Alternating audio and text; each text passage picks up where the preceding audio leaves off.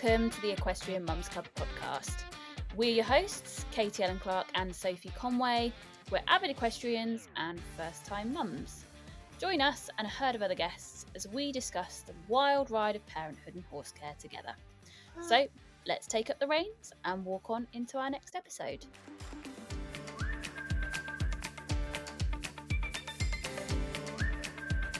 Hello and welcome to our next episode. I cannot believe this, Sophie, but we are now in the tens of podcasts that we've recorded. Can you believe that? Can you? No, I've got imposter syndrome. Do you think we can call ourselves podcasters now? Do you think we can say that out loud? No. I don't. I actually don't. I think when I say that out loud, it sounds weird. I don't know why. Do you know what? I hate the sound of my own voice. I don't know why anyone would want to listen to me. No, but I'm really grateful to anyone that does. I also hate the sound of my own voice, which is really weird because why did we think to start a podcast? But I suppose it's better than seeing yourself and your voice, which is even worse. That's like the ultimate terrible news, is seeing yourself on camera, isn't it? I know whenever I'm on camera that my face kind of contorts into this weird, like, it's almost like my face is plasticine and it goes all funny and melty and I can't get it in the right position. whenever I'm talking on camera, it's really weird. So maybe let's not do loads of camera work then, if your face is going to melt off every time. I'm all right as soon as I realise, as soon as I get into it and I forget that I'm on there. But when I'm first on camera, I'm a bit like. Listeners, for anyone that didn't see that, she made herself into a zombie. So anyway, talking about what are we talking about today? We are talking about parenting firsts and milestones, the horse mum edition. So when you get pregnant, have a baby, everyone's like, oh, look at little Johnny. Has he reached that stage where he's rolling over yet? Or, oh my goodness, look at Olive. She's so perfect. She learned to sit up all by herself. And you're like, yeah, that's great. Love that for them. But actually, Hans, what about me? There are a lot of things that we go through when you're a first-time parent, actually when you're not a first-time parent as well, where you're navigating a new world. And so we thought it'd be quite fun to do a little podcast. Rafe's just dying over here in his bouncer. We thought it'd be quite fun to do a little podcast on parenting firsts and milestones, but specifically for us horsey mums, because I think we have a lot more firsts than maybe the general population. Sophie, anything that you want to chip in on that? Otherwise, it's the sound of my own voice. Yeah, I think that I probably have touched on this in a previous episode, but I had really bad postnatal anxiety, and it's taken me a really long time to get over that, and I'm okay now. You know, Olive, I can leave her crawling around. She's got a finger in a plug hole, and I don't have an absolute meltdown about it. I just go and get her. But to begin with, I mean, I couldn't even sleep. It was that bad. And so when I planned quite a lot of stuff before she was born to then go and do after she was born. And one of them was taking her to where I'm from in Bromley, South London, to meet all the family. And we got stuck in horrific traffic and my anxiety was through the roof because they say, oh, you know, they shouldn't be in a car seat for more than half an hour and this and that. And she was in there for ages. So we stopped about 200 times, it felt like, on the way home so that I could get her out. And I remember going through, getting to the services and going to change her on the M25. And it was freezing as well. It was December last year. And so it was like, no, December 2022. It was like -10. It was horrific weather. And I took her to change her in the services, bearing in mind she was like 3 weeks old. And as I came back through the services, I hid her in my coat and ran through the services like I had stolen a baby. And Alex was like, "You are going to get arrested if you don't calm down because you do look like you've just come from the hospital and you've got somebody else's baby." And it was just, it was just one of those, like, I did not ever think I would be this worried about going through a service station, but it's happened. That's not a nice memory, basically. I think, yeah, there's a lot of times I think where you just don't realize how you are emotionally, mentally, physically going to be reacting to these things. And I'm not saying postnatal anxiety is necessarily normal, but a lot of people experience it, don't they? And a lot of people are anxious about everyday things. Actually, Actually, Katie, I think it is quite normal. I think that it's built in you because you have to protect that baby. And I think it's really normal to get, even if it's not, considered or labeled postnatal anxiety, I think it's incredibly normal to have anxiety after you have a baby. Almost everybody I've spoken to. And, the worry doesn't ever go away, I don't think, from what I've heard. Yeah, I definitely wouldn't say I had postnatal anxiety, like that label, but I definitely was anxious. And there are some things that we're going to talk about today where I felt really irrational, like really irrational about stuff that I did all the time. Um, but now doing it with a baby. So shall we go through the ones that we've got listed if Rafe will let us, because he's having a good shout up this morning, and yeah, just talk about how we felt about each of these things. Go on. Go on. So, first one on the list was first yard visit.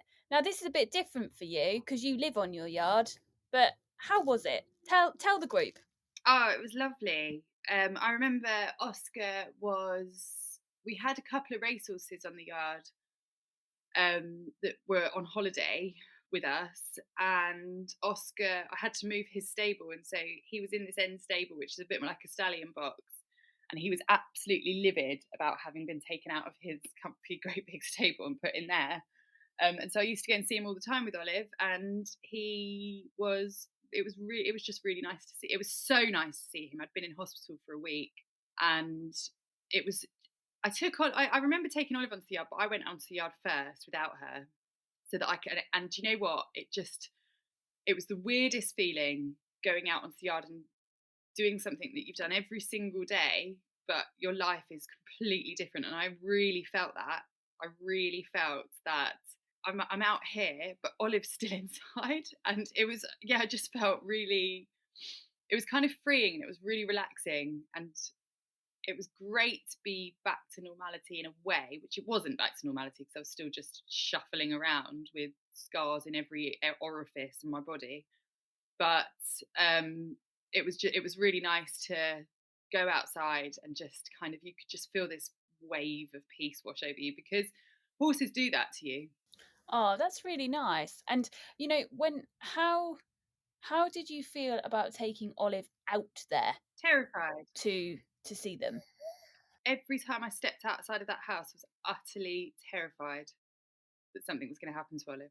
I literally carried her around like she was a Fabergé egg for like at least 2 or 3 months, to the point where some of my friends staged an intervention and were like, "Sophie, do you think you need a bit of help with this postnatal anxiety?" And I was like, "No, I'm getting through it. It's getting better." But yeah, it was terrifying. Like, I did show her Oscar. I showed Oscar her because she was asleep, I think. And he sort of sniffed her, and then I was like, "Right, come on, we've got to get back in now because I'm scared." It's freezing. It was cold. You had Rafe at a really nice time of year. It was really cold when I had Olive. Yeah, Rafe was an August baby, for anyone listening, and we had beautiful, hot, sunny weather the entire time. So actually, our problem was making sure that he didn't get sunburn, or making sure that he had enough layers on that he wasn't going to die of chill, but also not enough layers that he didn't swelter.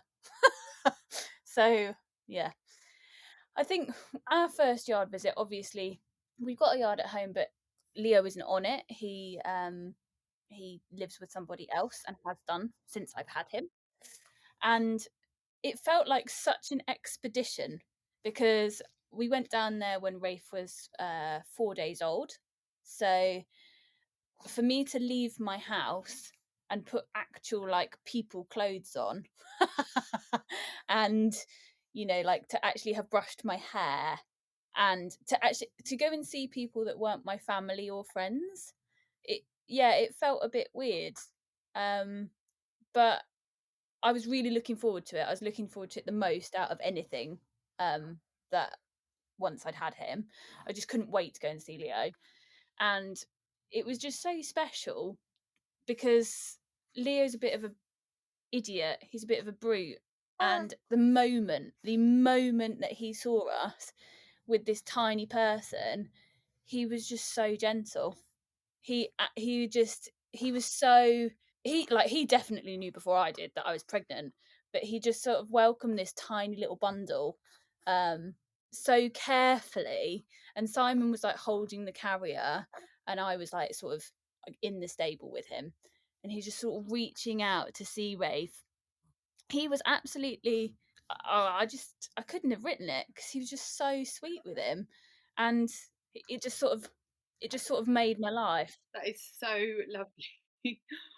And actually make it, I think probably made you feel a bit emotional, didn't it? Yeah, it did make me emotional, and it still makes me emotional to this point because there's some days where I am really questioning the bond that Leo and I have because he's not at home, because I don't have to do him all the time.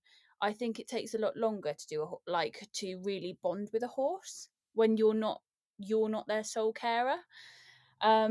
And Leo's also not the sort of, he's not Yeah. a snuggly guy, he will tolerate being loved, but very much on his own time.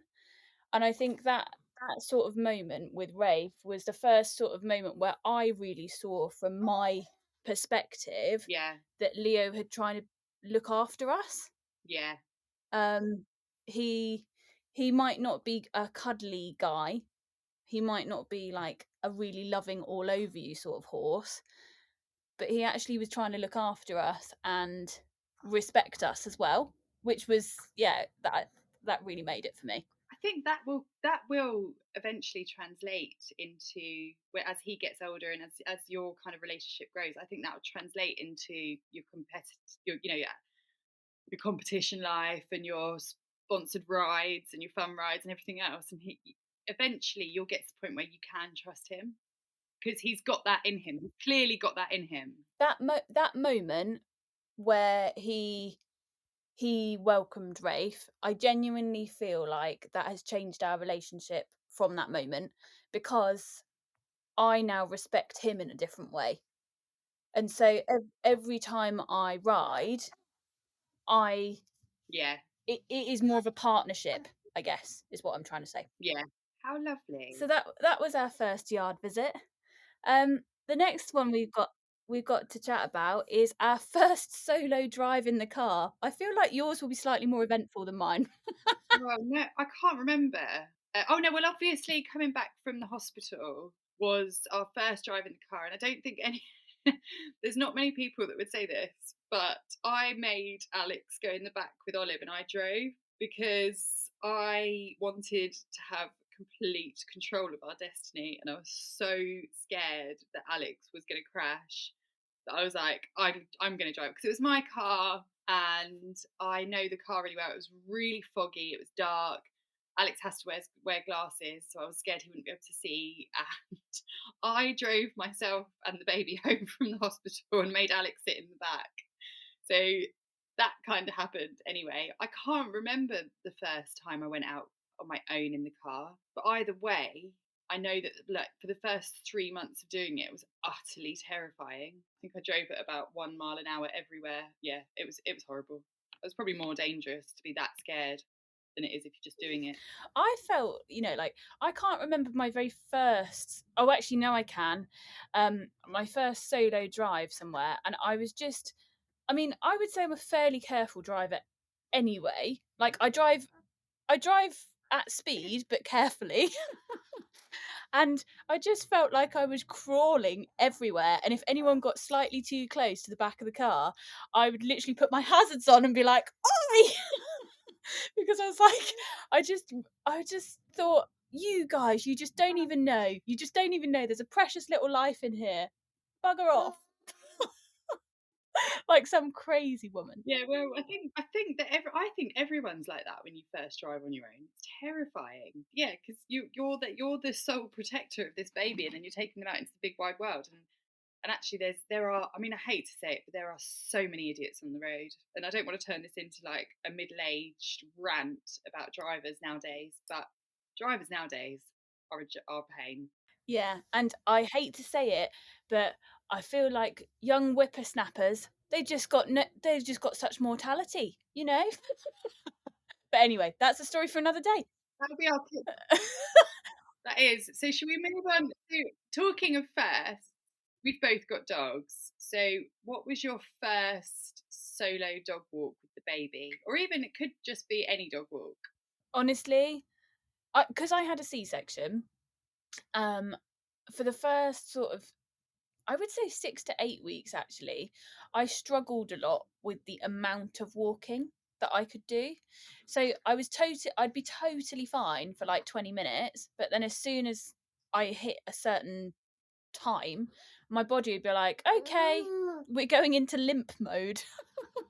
So I'd then struggle to get kind of back home, and the dogs would find that so frustrating because, you know, they're big dogs, they need a lot of exercise, and bless them, they'd been cooped up for a while. Yeah, I think dog walks in general were really quite hard for me, and in the end we had to um employ a dog walker twice a week, just so that I felt like they were getting enough exercise. But my first solo dog walk with both of the dogs and the baby was absolute bloody chaos. So for the I was wearing Rafe because I thought if I wear Rafe, then like he's closer to me, and so I don't have to worry about steering a pram. But Rafe is giant and really heavy. Yeah. And I hadn't really taken that into account when I set out on my walk with these two dogs. And then I was taking the dogs on a route that they knew really well, and they could have probably walked with their eyes closed. They didn't really need me on this walk, and I was walking so slowly. The dogs hadn't got used to me walking so slowly. They hadn't got used to another being with them. Rafe was just dribbling over me the entire time, and I was wet and irritated. The dogs, I tried to keep them on the lead, and in the end, I just thought, sod it, if you get run over, you get run over. Because they were kept tripping me up. And trying to pick up a dog shit while, whilst your baby is in the carrier, this tiny creature who's actually also weighing you down, and you don't have the core strength to get back up again. It was, it was just ridiculous. And I remember, again, limp moding back home because the circuit that we do around here is about 45-50 minutes, thinking to myself, what have I done? I have literally broken myself. The child is annoyed and irritated. Thankfully, he hadn't messed his nappy up too badly and gone on the way. But the dogs were annoyed. I was annoyed. It was just chaos. I really wish that I'd left it until Simon had got home from work. I know, but How about you? I think for any new mums out there listening, it's you are always going to have these days when you have a baby. Like oh God, some of the times just to talk. This is on a very similar vein to your dog walk. But a bit later on, I went to this baby class called Heartbeats, and for some reason, every single time I went there, she pooed in her nappy, like in the car on the way there, like a massive poo. And without a fail, every time it leaked, like her nappy. And so one day I'm going there, and on my way there, I'm thinking, have I put a change of clothes in the car? And I was like, I don't think I have. It was summer. I remember it was summer. And I was like, I don't think I have. Anyway, got there. I hadn't. She had predictably pooed everywhere, and it had gone all down her legs and all up her top and in the car seat and everywhere. And I had to take her, and I was like, well, we're here now. So she did the class in her nappy, which was, Poor Olive. it was really embarrassing. All the other mums are kind of looking at me like, why didn't you dress your child today? And she wasn't cold, it was warm enough, and she was happy as Larry, like the happiest I've ever seen her. But yeah, just chaos. Why? On what planet was I that I forgot to take a spare pair of clothes, change of clothes, knowing that she'd done it every week for like the last four? Anyway, so yes, I completely know what kind of sweaty, embarrassing, chaotic chaos you are referring to. I think every mother does.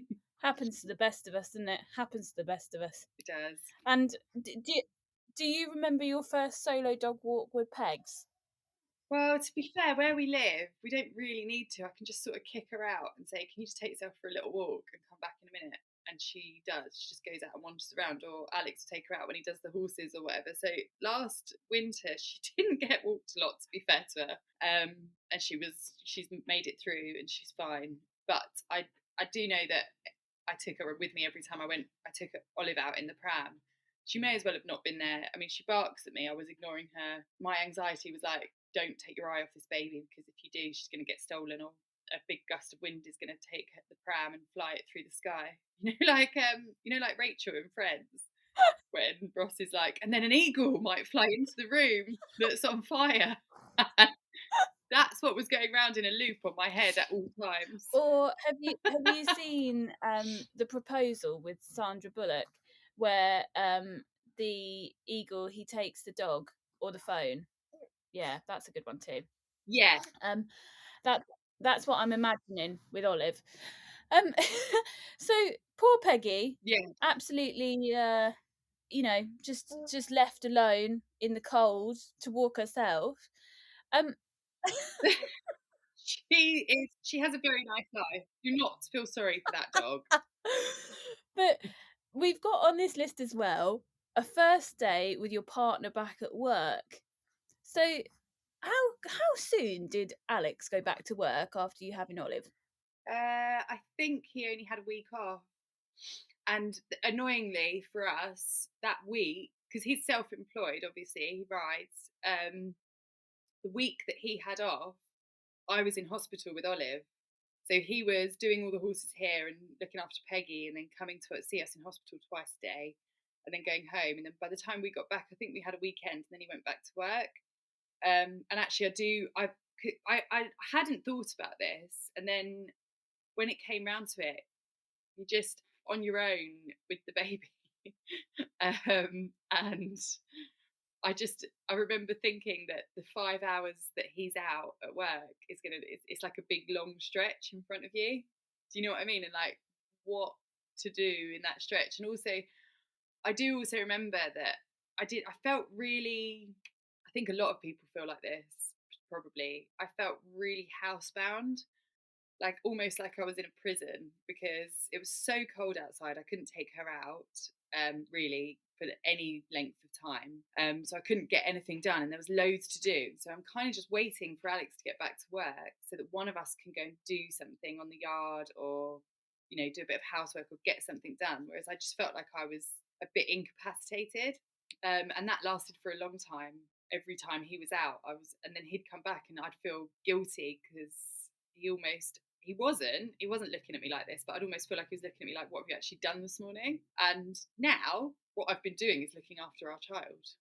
At the time, I'm not used to not doing something, filling the day up with all sorts of stuff, and it was just a bit, it was weird. What about you? Because you're in a different position to me, where Simon is out of the house from really early to really late, and I think that would have been really hard for me. I would have struggled.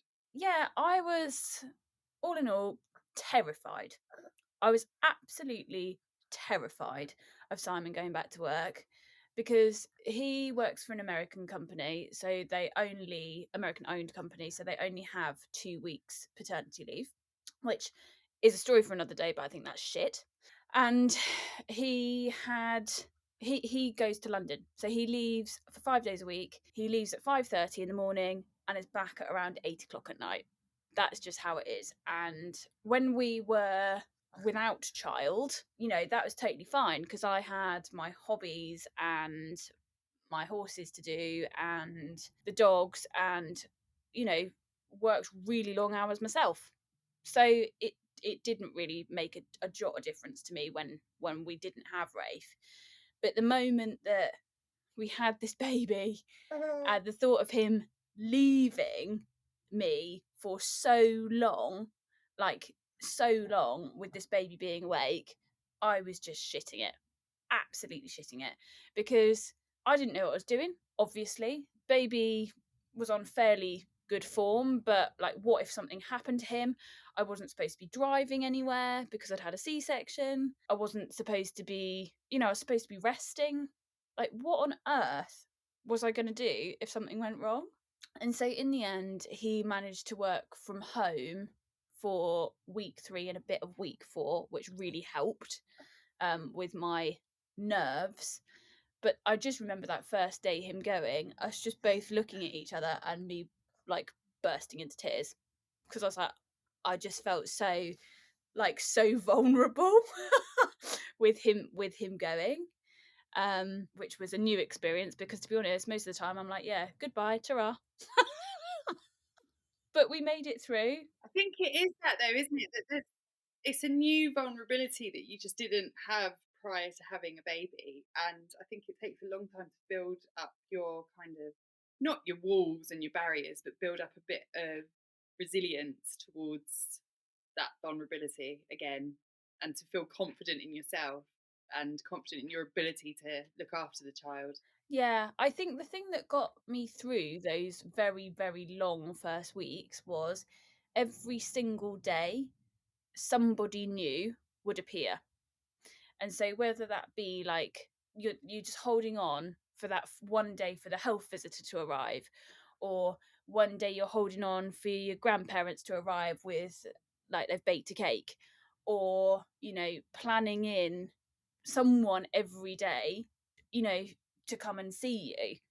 And I remember you coming one day and you'd had to rearrange, and I was like, I've got a full day on my own. Oh. I've got a full day on my own.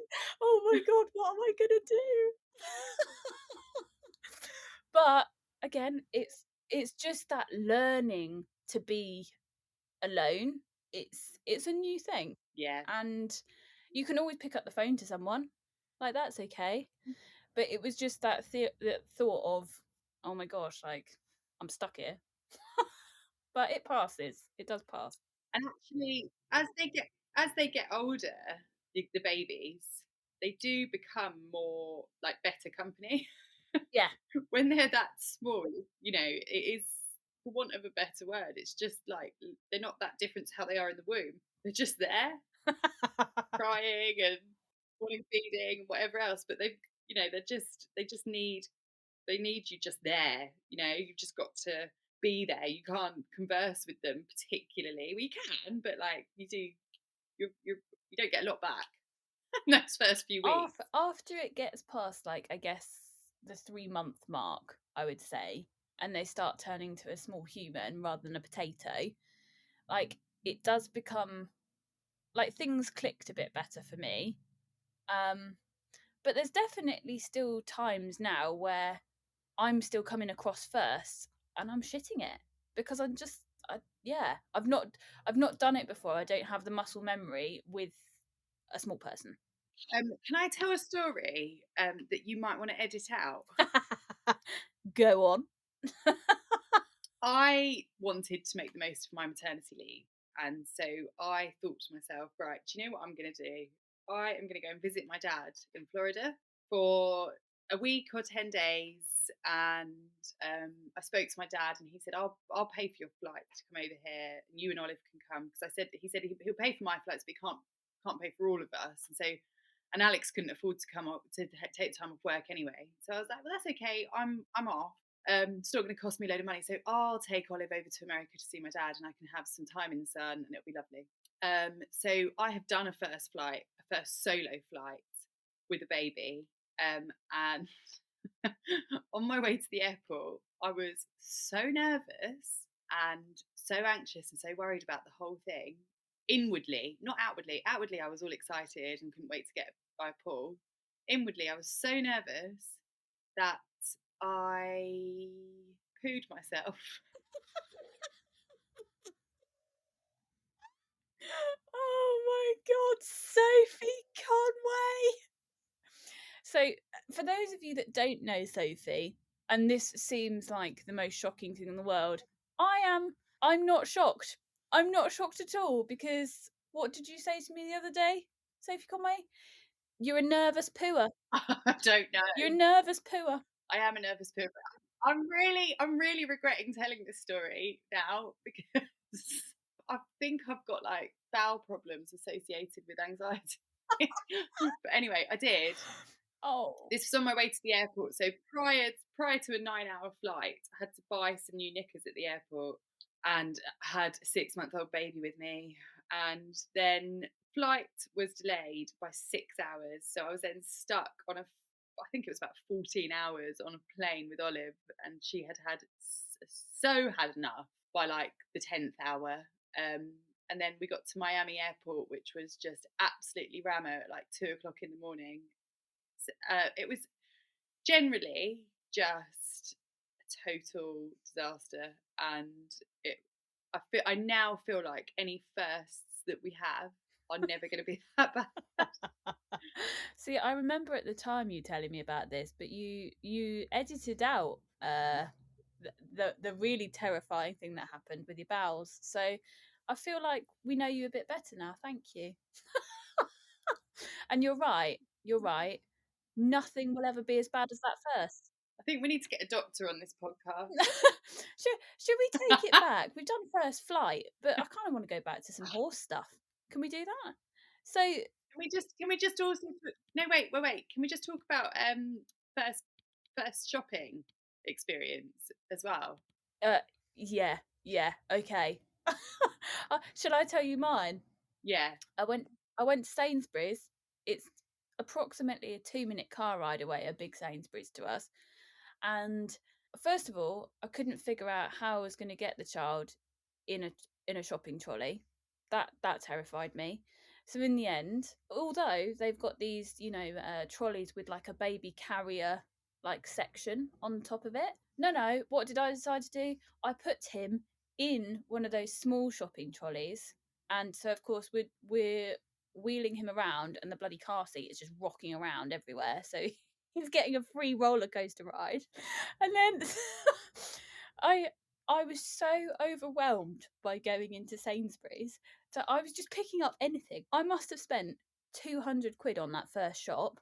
I've got no idea what I bought, but it wasn't any meals. It wasn't any meals whatsoever because I got back home and I had no food still. No food. I'd bought like 3 lots of different toothpaste and some hair bands because I really needed them in the moment, and 4 tins of baby milk because obviously you need 4. And I'd gone into proper hoarding mode, like COVID. Yeah. Like there was going to be some kind of tornado Yeah. rip through the country. Yeah, but there was still no food, and the worst thing about it is that anytime anyone wheeled their trolley past, I'd try and dive into an aisle, which I don't know whether you've ever tried to do that with a baby. But his bloody car seat is rocking back and forth like nothing you've ever seen. And toothpaste is falling out of my trolley left, right, and centre. And people, just like you would go, people think that I've come out of an asylum.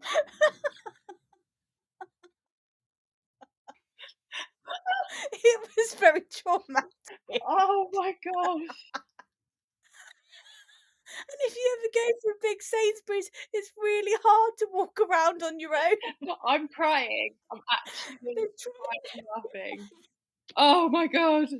Right, I've just got to tell you quickly, just so that you don't feel like you're the only one that's happened to, about my first solo shopping trip.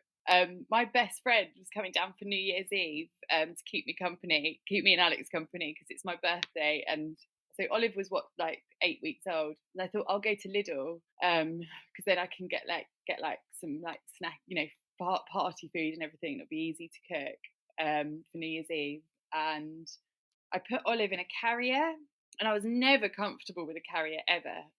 When she was that little, I'm fine now. She carry her everywhere, but I just felt like she couldn't breathe because it was so cold. We all had so much coats on and everything, and I was always worried about suffocating her. And I'd read all these horror stories. Anyway, so I've got her in the carrier, um, and because I was so worried about her not breathing, I was walking around Lidl, bent over, like like the Hunchback of Notre Dame. So that she was sort of hanging in front of me like I was a monkey, and had a monkey attached to me, and so that she had like space in between her head and me to breathe. So I was getting really, really strange looks. And in the exact same vein as you, I bought all of the wrong stuff.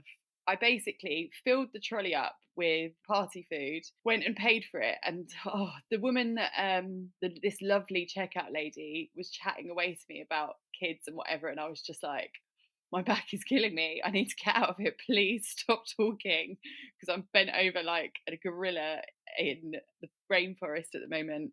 And anyway, left, loaded the car up, and on my drive on the way home, I remembered that my mate Rob is gluten free and dairy free, and absolutely every single thing that I'd bought was full up with it. Oh, Oh, so all in all, invite your friend round and then get him to go and do the shop. Lovely, love that. Um, um, I think for anyone that is pregnant at the moment, really the moral of this story is just do a load of online shopping.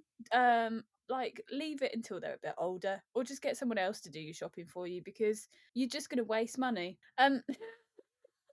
So those were our first grocery shops. Maybe some of you in the audience, our listeners, may also have some traumatic grocery shops to tell us about. Please do on socials or via email or in your feedback. We'd love to hear about them. Let's go on to some horsey ones, Soph. So in here we've got first horse service day with a baby. So I've put things like a farrier, saddle fitter, a dentist, things like that. Do you remember your first service day? yeah, and actually, so my farrier is an absolute legend of a man. He's just had a lovely little baby. Oh my god, George, his name is. So his wife was pregnant when I don't know if she was pregnant.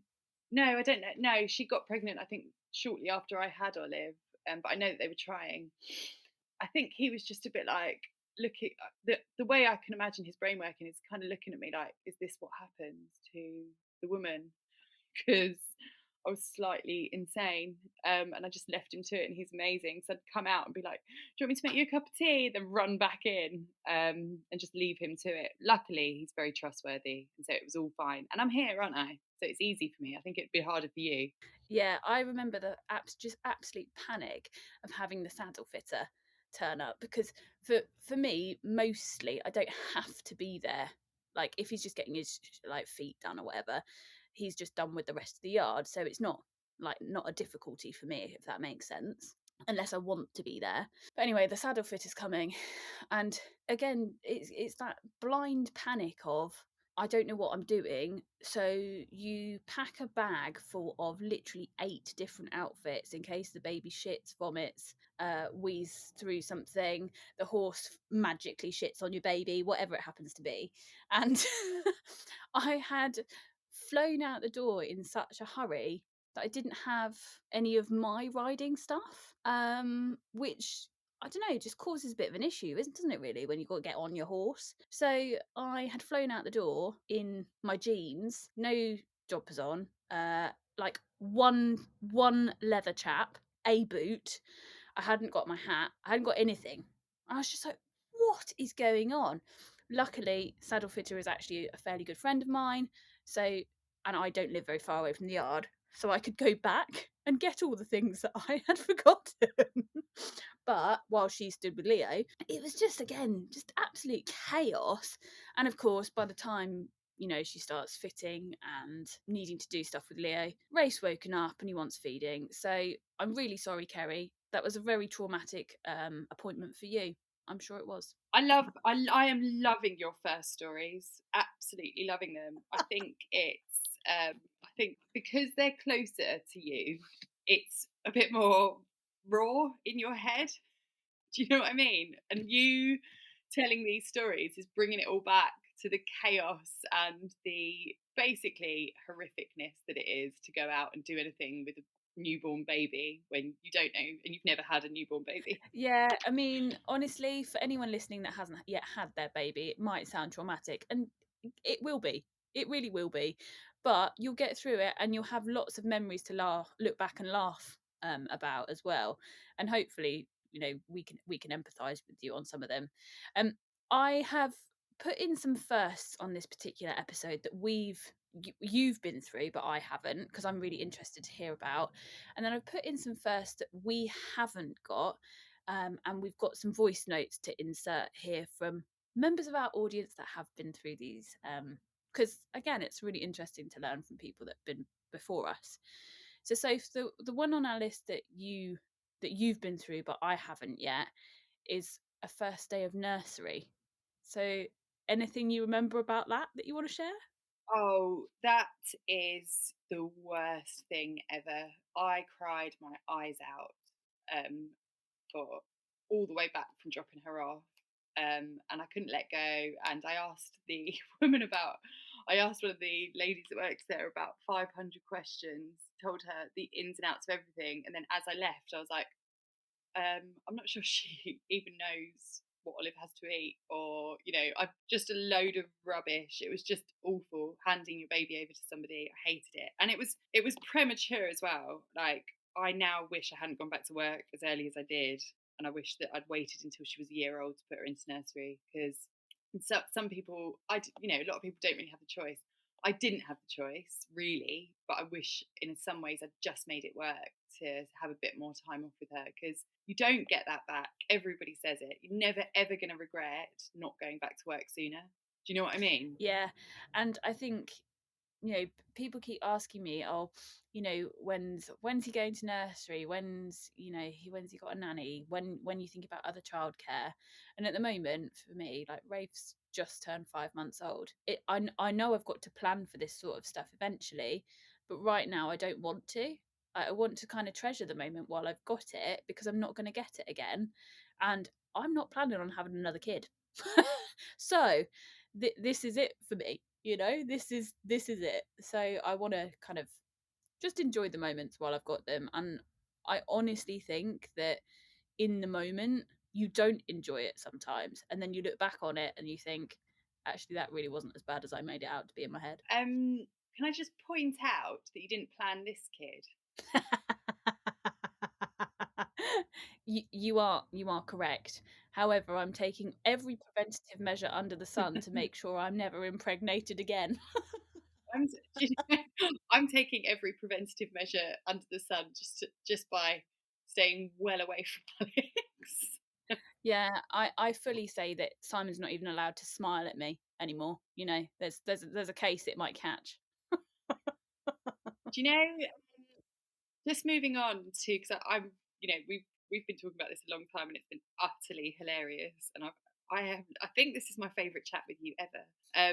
I think what I would love to know from some of our listeners and our friends is what it what that first pony club rally is like, and the first time that you put your baby on a horse, or like because I've done that with Olive. Yeah, But she's just sort of sat. I don't even know if she realised she was on a horse. Just those first kind of your kid's first competition, show jumping competition or something, like the nerves and everything else. I'm looking forward to it, and would just love to know how other people cope with their own nerves with watching their kids. well, Luckily for you, Sophie, we've got a couple of voice notes to insert here to hear about Pony Club rallies and first time on a horse. So, listeners, here's your moment to tell us your firsts. Hi, I'm Sarah, and you can find me on Instagram as Farming Horsey Mum. First pony club rally was last summer, I think. Yes, last summer. And I've been working with a local pony club quite a bit on some endurance coaching. And as sort of a thank you, and because Izzy was probably far too young to be there, they said, "Oh, well, why don't you just pop along, see if she likes it, and see how you get on?" So it was like a little competition rally. They had a little tots dressage test, and then straight into the poles on the ground show jumping. I thought, yeah, she can do this. She's done it at home loads of times, and really loved it. So we popped along, and Daddy was chief filming and I was leading. And so she went into the dressage test, was all going really well, loads of giggles, going, trot, mummy, trot, mummy. So, talking in a dressage test doesn't really work, does it, really, for little ones? Anyway, so she was going fine. And then all of a sudden, I heard, mummy, mummy, mummy, mummy. And then she went splat. So, scraped her up off the floor. I said, "Are you okay?" She's quite a tough one. She was like, "Yes, mummy, I'm fine." So put her back on, turned around, and her tears were streaming down her face. And she was like, "Mummy, I didn't like that." So yeah, she walked the rest of the test, all the trot bit. She was like, "I just want to walk." So the judge was fine, the judge was amazing. And just let her finish her test. Anyway, she got off and she went, "Mummy, I do not want you to lead me in the show jumping." I said, "All right, okay, so do you still want to do it?" She said, "Yes, but Daddy has to do it." So Daddy led her in the show jumping, and they did really well, and she giggled the whole way round. But yeah, definitely felt like bad mummy. But since then, she has let me lead her, so that's good. We are going to try again for Pony Club this summer, and see how she gets on. She's a little bit older. She's probably got a little bit better core strength, but it all goes down in the book of experiences. Thank you for sharing that with us.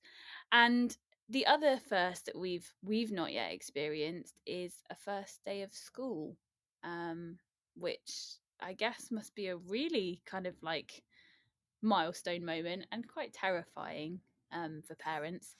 So again, we've got another little voice note to insert here from one of our audience about first day of school.